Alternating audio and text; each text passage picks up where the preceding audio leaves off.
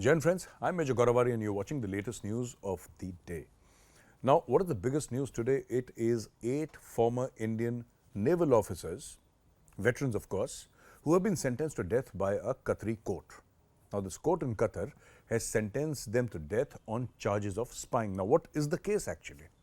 Now, let me explain to you in a little bit of detail. Now, these veterans were approached by a company based out of Qatar, which said that come over and join us and we'll do defense related stuff.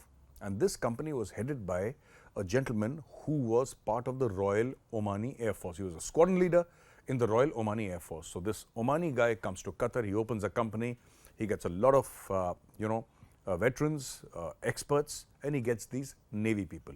And the project that they are specifically working on is Midget submarines, Italian technology, Midget submarines, which are stealth.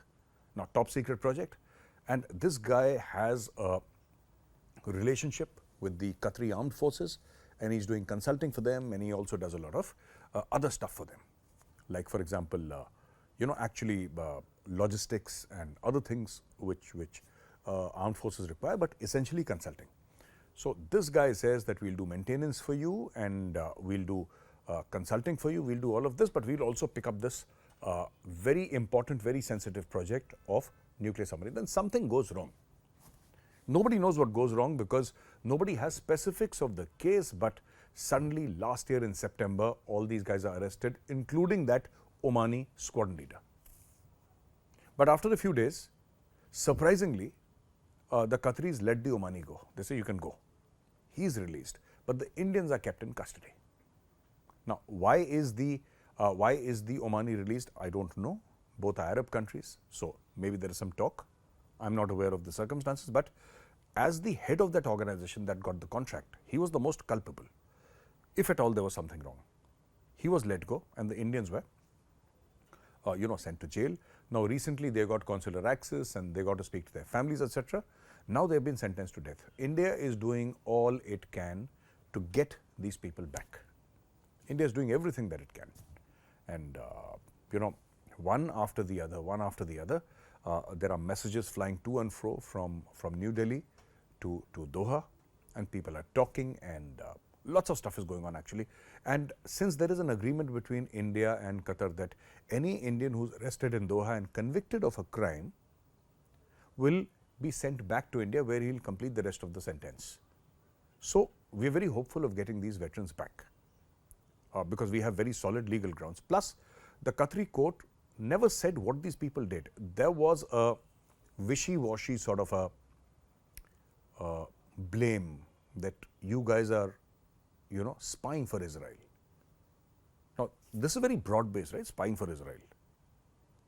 But nobody gave the details. And all these countries in the Middle East, in the Middle East, by the way, ladies and gentlemen, the only democracy is Israel. The rest of them are sheikdoms, there is an emir on top, there is a strongman, there is a military dictator. All of them are like this without exception. There is no democracy or true democracy. And Egypt is more of North Africa than the Middle East. So geographically, I'm just being geographically proper here. Egypt is also not a great democracy, by the way.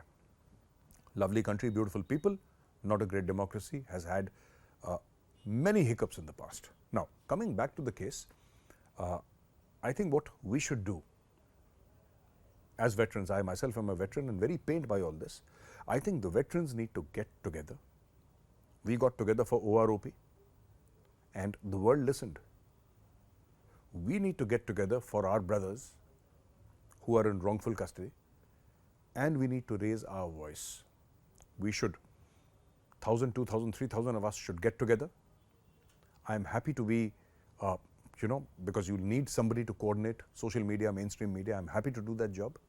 I'm happy to contribute time, effort, whatever is required for this cause.